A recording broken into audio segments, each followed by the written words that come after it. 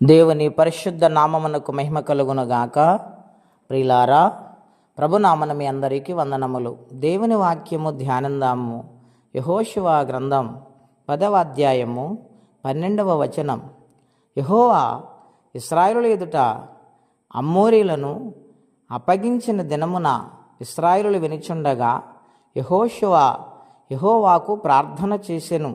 సూర్యుడా, నీవు గిబియోనులో నిలువుము, చంద్రుడా, నీవు అయ్యాలో లోయలో నిలువుము. జనులు తమ శత్రువుల మీద పగ తీర్చుకుని వరకు సూర్యుడు నిలిచెను, చంద్రుడు ఆగెను అనే మాట యాషారు గ్రంథంలో వ్రాయబడినది కదా. సూర్యుడు ఆకాశం మధ్యం నిలిచి ఇంచుమించు ఒక నాడెల్ అస్తమింప త్వరపడలేదు. యెహోవా ఒక నరుని మన వినిన దినం వంటి దినము దానికి ముందే కానీ దానికి తర్వాతే కానీ ఉండలేదు. నాడు యెహోవా ఇశ్రాయేలు పక్షముగా యుద్ధము చేసెను.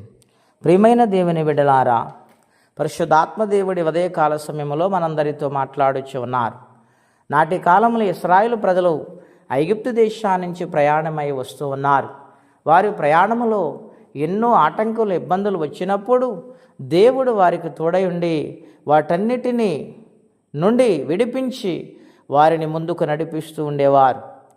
అయితే దేవుని బిడ్డలారా, మోషే గారు నడిపిస్తూ ఉండగా తన శిష్యుడికి బాధ్యతలు అప్పచెప్పినప్పుడు ఆయన యథార్థ హృదయముతో నిబ్బరము కలిగి దేవుని సంధిలో సాగిపోతూ ఉన్నాడు. ఇశ్రాయేలు ప్రజలు నడిపించుకుంటూ వస్తూ ఉండగా ఆ మన్య ప్రాంతములో అమ్మోరీలు వారి అడ్డగించారు. వెంటనే వారు కబురు పంపి యెహోషువకు తెలియజేసినప్పుడు ఆయన రాత్రంతా నడిచి ఉదయకాల సమయంలో జనులను బలపరిచి వారిని యుద్ధమునకు సిద్ధపరిచినప్పుడు యుద్ధము చేస్తూ ఉండగా ఘోరమైన యుద్ధం అక్కడ జరిగింది. ఆ సమయంలో యెహోషువ దేవుని సన్నిధిలో ప్రార్థన చేస్తూ ఉన్నాడు.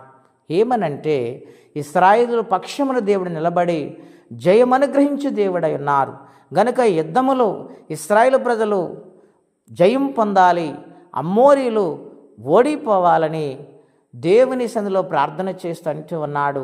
ఈ యుద్ధము గెలిచేంత వరకు సూర్యుడు నిలిచిపోవాలి, చంద్రుడు నిలిచిపోవాలి ఆ లోయలని ప్రార్థించాడు.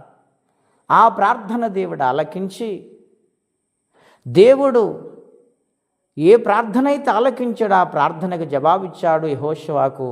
ఇంచుమించు ఒక నాడెల్లా సూర్యుడు అస్తమించలేదండి. ఎంతటి ఘనమైన మాట!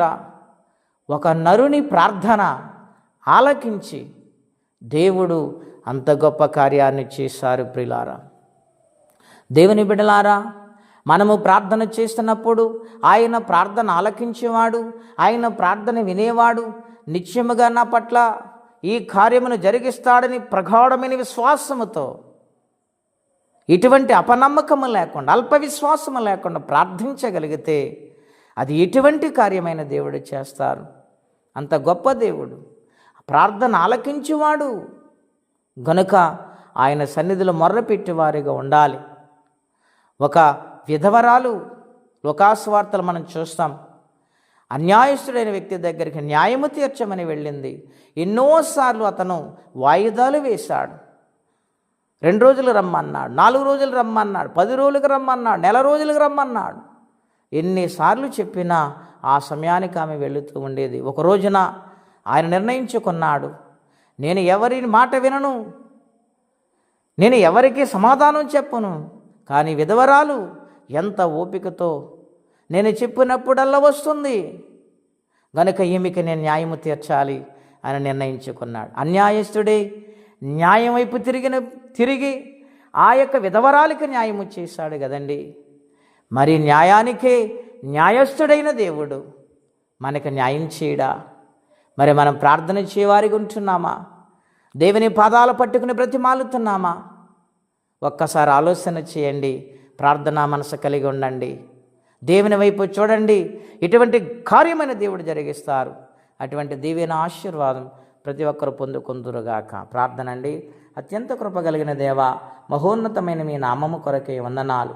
నాడు యెహోషువ ప్రార్థన ఆలకించిన దేవా, నాయన ఈ ఉదయకాలం ఆ ప్రార్థన ఆలకించి ఈ పరిస్థితులను మార్చమని, ఈ దినము దీవెనకరంగా మార్చమని యేసు నామములో అడుగుచున్నాము తండ్రి. ఆమేన్. దేవుడు దీవించునుగాక. ఆమేన్.